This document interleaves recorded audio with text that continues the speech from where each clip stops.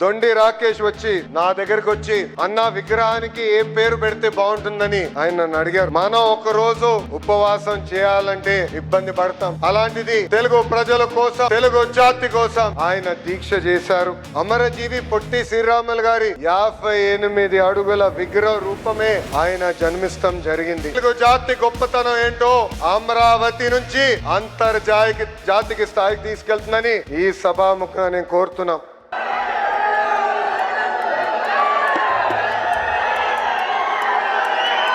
జై వాసవి, జై వాసవి, జై వాసవి.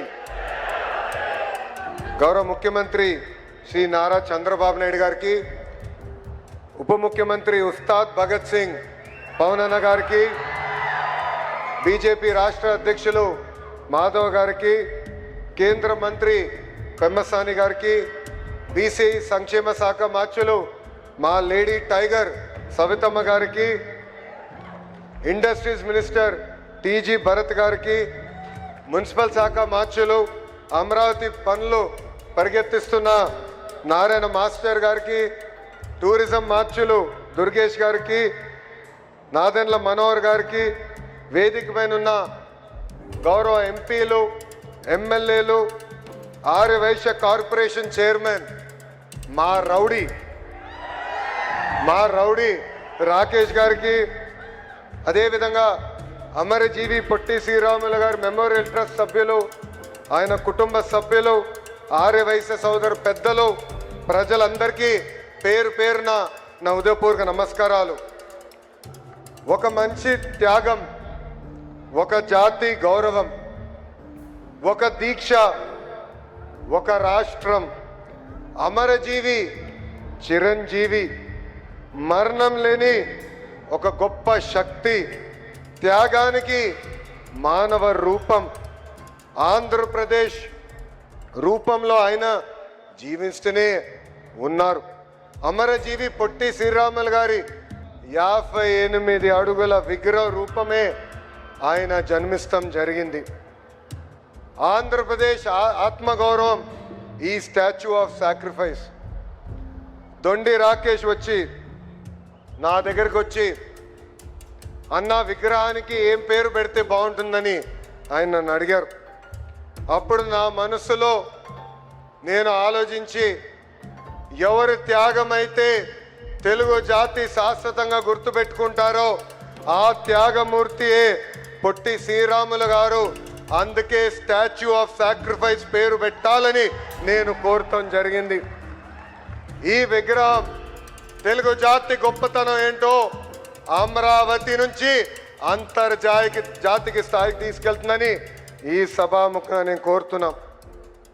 నేను తెలుగు వాడినని గర్వంగా చెప్పుకుంటున్నా. ఆ గర్వం మనకు అందజేసిన గొప్ప వ్యక్తి అమరజీవి పొట్టి శ్రీరాములు గారు. ఆయన ప్రాణ త్యాగమే మన రాష్ట్రం. ఆయన జయంతి మనందరికీ ఒక పండుగ. అమరజీవి పొట్టి శ్రీరాముల జయంతి సందర్భంగా ఆయనకి నేను ఘన నివాళులు అర్పిస్తున్నా. యువగలం పాదయాత్రలో మా ఆర్య వైశ్య సోదరుల్ని కలిశాను. వాళ్ళు ఎదుర్కొంటున్న సమస్యలు నేను తెలుసుకున్నా. దాంట్లో అనేక సమస్యలు మేము పరిష్కరించాం. ఇంకా చేయాల్సిన కొన్ని పనులు మా ఉన్నాయి. కానీ ఆనాడు నేను మిమ్మల్ని కలిసినప్పుడు ఒక హామీ ఇచ్చా. అమరావతిలోనే పొట్టి శ్రీరాములు గారి విగ్రహం ఏర్పాటు చేస్తా అని చెప్పాను.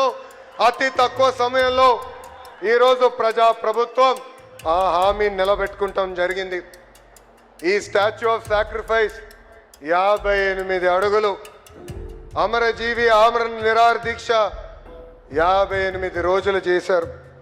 ఆంధ్ర రాష్ట్రం ఏర్పాటు కోసం ఆయన త్యాగం మనకు ప్రతిరోజు గుర్తు పెట్టుకునే విధంగా ఈరోజు ఈ విగ్రహం ఏర్పడింది. మనం ఒకరోజు ఉపవాసం చేయాలంటే ఇబ్బంది పడతాం. అలాంటిది తెలుగు ప్రజల కోసం, తెలుగు జాతి కోసం ఆయన దీక్ష చేశారు. ఒక రాష్ట్రం ఏర్పాటు కోసం 58 రోజులు ఆమరణ నిరాహార దీక్ష చేసి త్యాగం చేసిన గొప్ప వ్యక్తి పొట్టి శ్రీరాములు గారు. ఈ చరిత్ర భావి తరాలు గుర్తుపెట్టుకునే విధంగా ఈరోజు మనం ఇక్కడ విగ్రహం ఏర్పాటు చేసుకున్నాం. 2025 సెప్టెంబర్ 3న ఇదే పుణ్యభూమి పైన మనం శంకుస్థాపన చేసుకున్నాం. కరెక్ట్గా 194 రోజుల్లో మొత్తం భారతదేశ ఆశ్చర్యపోయే విధంగా ఈరోజు పొట్టి శ్రీరాములు గారి విగ్రహం ఈరోజు మనం ఆవిష్కరించుకున్నాం. మా రౌడీ దొండి రాకేష్ గారిని ఎప్పుడు స్పీడ్ పెంచమని చెప్తా. అలాంటిది విగ్రహ ఏర్పాటులో ఆయన స్పీడే వేరు. ఇక్కడనే ఇప్పుడు కూడా ఉంది కంటైనర్. కుటుంబ సభ్యులందరూ వచ్చి ఇక్కడనే కంటైనర్లో పడుకుని ఈ విగ్రహం ఏర్పాటు చేసుకున్నారు.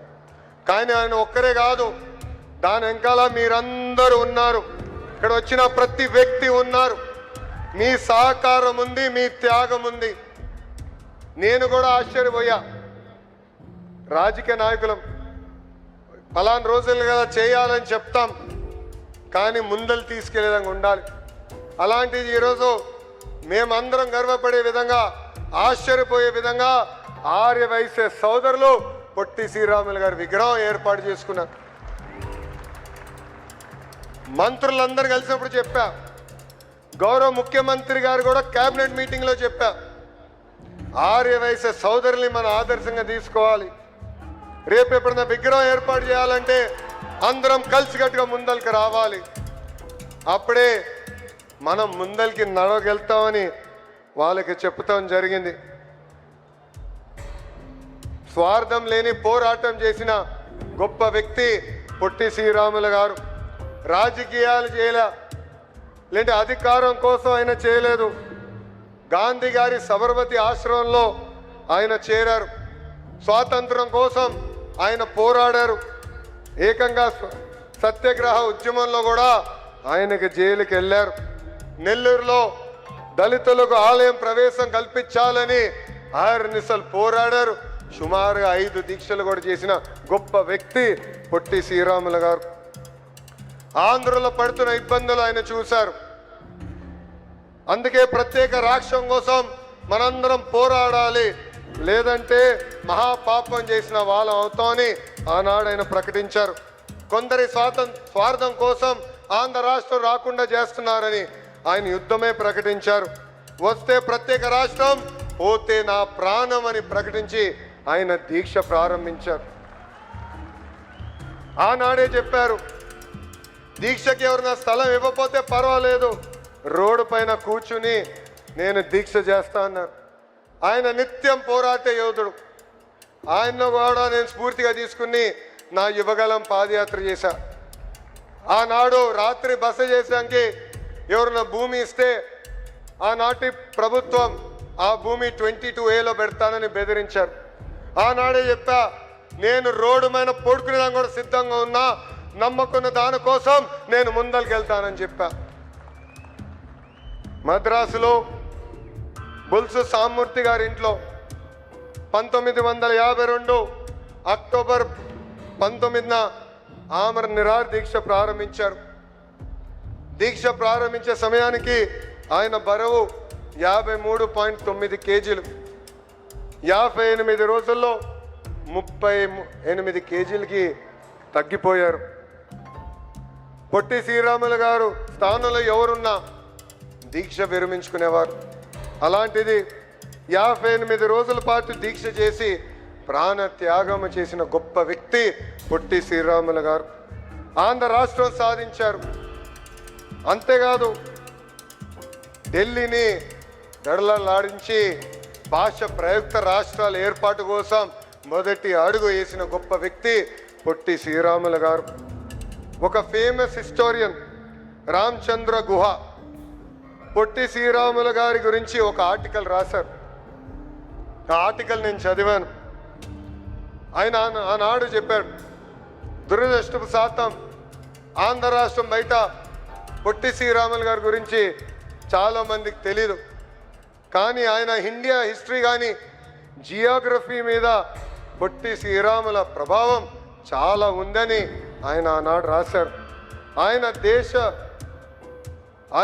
దీక్ష తర్వాత భాష ప్రయుక్త రాష్ట్రాలు ఏర్పడినాయని ఆయన చెప్పారు.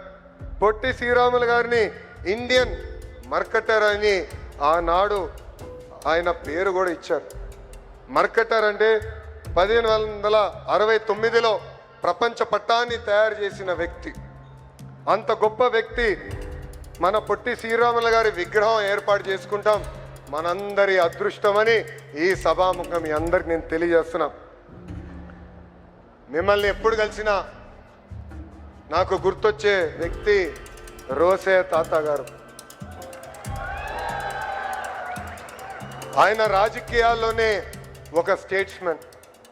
అలాంటి గొప్ప వ్యక్తుల్ని చూసి పెరిగిన వాడిని నేను. నాకు ఇప్పుడు కూడా బాగా గుర్తు, ఒక పక్కన చంద్రబాబు నాయుడు గారు, ఇంకో పక్కన రాజశేఖర్ రెడ్డి గారు హోరాహోరీగా చర్చించేవారు. కొన్నిసార్లు స్పీడ్గా మాట్లాడేవారు.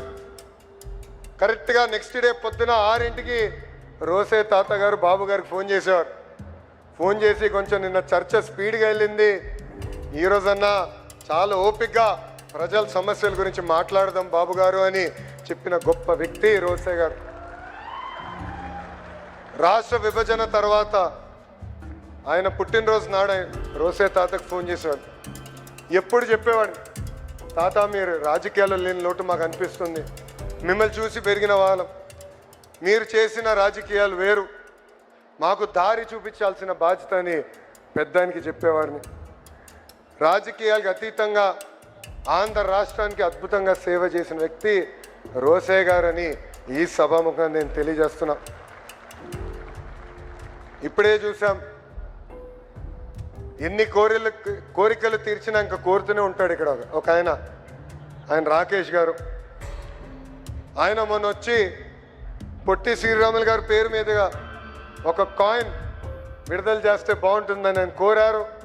అది నేను కేంద్ర మంత్రితో ప్రభుత్వంతో సంప్రదింపులు చేస్తున్నా, త్వరలోనే అది కూడా చేస్తామని ఈ సభాముఖం ఆర్యవైశ్య సోదరులకి హామీ ఇస్తూ,